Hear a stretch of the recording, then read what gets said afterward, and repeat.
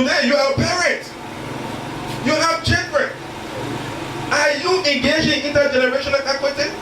Every time you go and try to improve yourself as a parent, you are being fair to your children. You want to make it easier for them. You don't want to make it harder for them in a race. By you stretching yourself, when they make that candle, going through that pain, your children, that means your future, will start over here, start in the race. So intergenerational equity was essentially saying that a present generation needs to be fairer when it comes to the future generation by running its course very well, by not doing things that will shortchange the future, by not doing things that will make Liberia to retrogress. So those were the two concepts. If you want more elaboration, you can get to it. But just briefly on foreign affairs. The main focus here is what we call economic diplomacy. Economic diplomacy. And we'll talk it last time, but I need to expand on it a little bit just for 2 minutes. You know, we want to get away from those days when our ambassadors sitting in some place, maybe in London or what have you, the only thing that his job is to wait for, when is Malawi's independence? They say, well, August 15. Then he expects the next cocktail to go and drag his own post suit. Toast to the leader of Malawi. And you drink. Then you say, you're representing us. The challenges we face today cannot be solved by how much labor you drink in London. The people want more tangibles. We have to bring economic opportunities. We have to bring jobs, we have to bring development. So we are not emphasizing that. We're stressing that we should use the machinery of our foreign missions, our foreign policy to attract development, to attract opportunities. We did last week, through our trade office, we brought down American investors here. They are now, some of them are talking about building, constructing a Hilton hotel around the RIA. That is expected, if everything goes well, to give more than 500 jobs. That is the kind of thing we are emphasizing. Bring opportunities. Some of them are talking about constructing low-cost housing and getting mortgage from the bank so that people can go there. You don't have to build your own house. Some of them are talking about bringing what is called solar energy. One company is called Eco Power. Those are the tangibles we push it.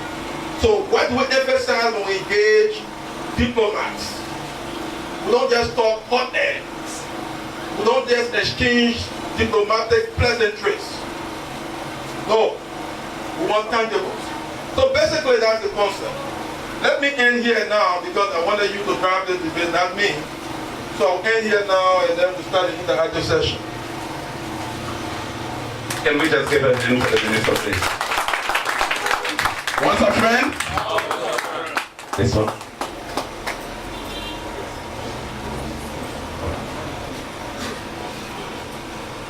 Oh, I will give a brief synopsis of what the minister has just addressed, briefly, from which we can now draw our questions.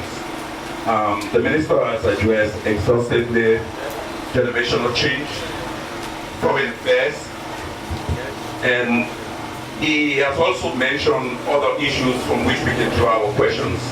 Briefly, I will mention those.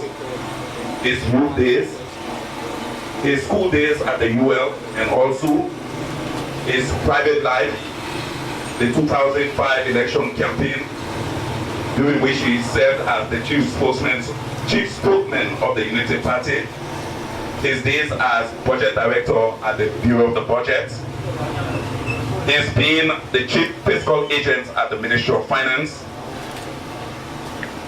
We also want to look at his days as the doyen of the Foreign Affairs Policy of Liberia and the Dean of the Cabinet. His present post also as Foreign Minister, and also questions on the issues of generational change, as you may have.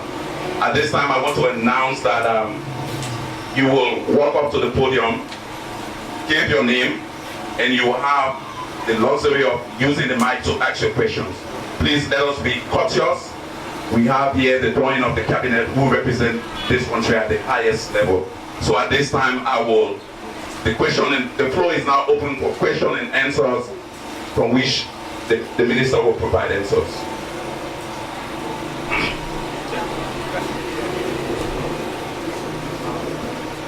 Once a friend.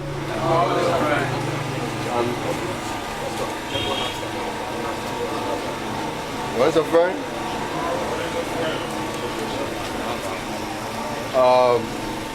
I'm Festus Stu Robinson.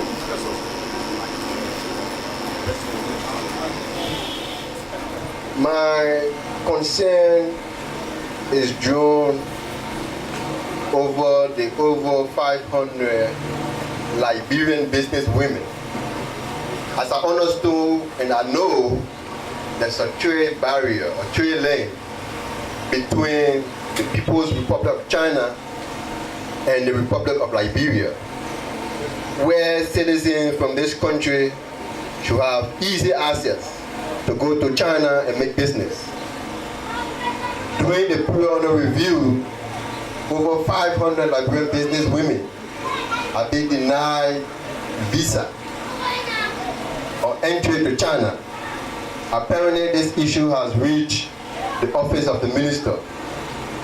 And so, as it is now, it poses a threat on women doing business in this section from not going to China.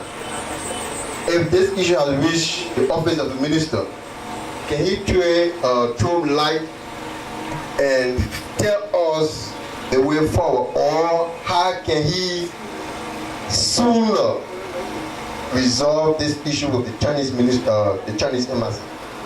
The issue of the ministerial complex that should be built by Chinese government. Before then, we understood it was supposed to have been built along the Ralphie Highway where ENABA facility is located, but that was refused by the religious body of this country. We tell where then will it be constructed. The next thing, could you somehow tell us, was there or had a beef existed between you and our present finance minister, Mr. Amran Kone?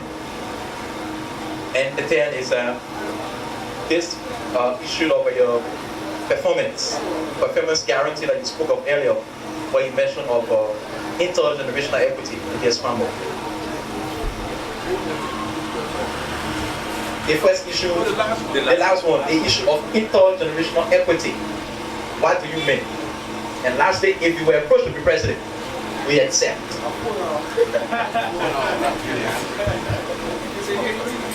The minister just announced a little bit change in protocol. We will take 3 questions and they will answer them in total. Mr. Fitz.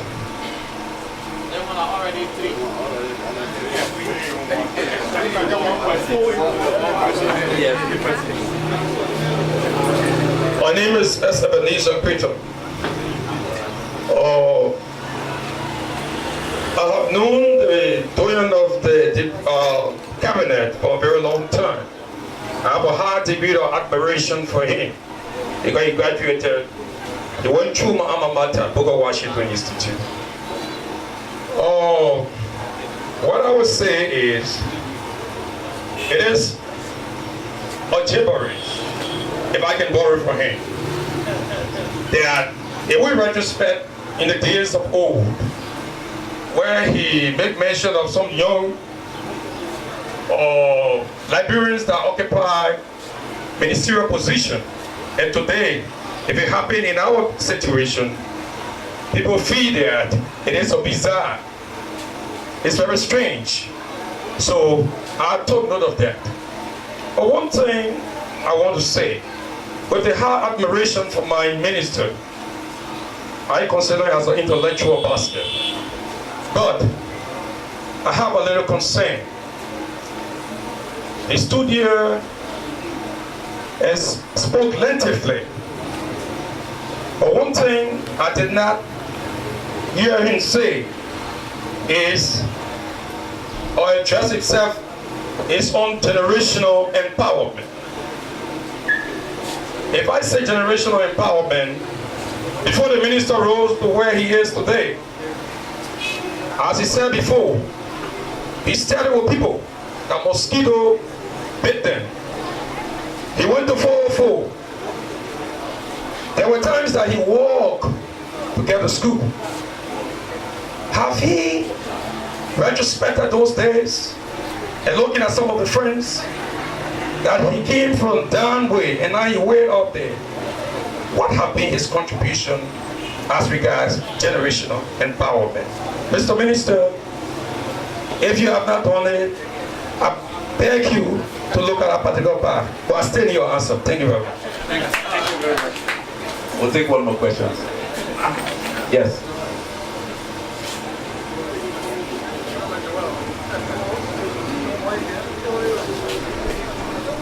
Alright, my name is Joel Amansford, and I feel the member of FOA. You know, whenever we have a privilege to kind of like interact with our great men, we decide we always want to maximize our privilege. And as a minister, in the midst of this whole issue of generational change, there has been several speculations in street corners, at centers, and so on, as it relates to many young guys, including you, who wanting to become president as a minister succeeding Manasseh Lee. And just to buttress the question I was just asked by Mr. George, do you have any intention of contesting for the presidency? If yes, please tell us. If no, do you have any intention of supporting any other candidate for that matter, than the likes of Samuel Kofi Woods, than the likes of Amara Kone and Bien Kesali, and so on? My second question has to do with this issue of the Mark Cousin saga that just took place at the Foreign Affairs just before you got there. That has to do with Mr. Shema and one Danish journalist. The Liberian people this clarity on that, including me. My name is Joel Amansford, a Liberian. Thank you very much. The minister will now address this issue. I think we have a pregnant list. Evidently. We have triplets, quadruplets, we have queens and everything here. But thank you for the questions. Watkins, talking about the ministerial complex. Where? And your question had to do with concern about the tension around the ESWA. I need to tell you that a new location has been found. I wouldn't divulge it now. I will allow the appropriate government authorities to do that. And some of the complications that related to location have been solved. The Chinese will soon start to survey the new place. It's almost going to be like a little city that will be created. So let me allow the appropriate government actors to divulge the details. You asked a question concerning beef between me and my brother, Comrade Amara Kone. Whether a beef exists between him and me. You know, one thing about being a public actor, you become a victim of perception. Victim of perception. Sometimes we wake up in the morning and read stories about us. You know, you wonder who are they talking about. Your own mother reads a story and says, wait, is it about my son? You know, some of you that have, and some of our brothers are now going through that interesting transition in government. Some of them are here.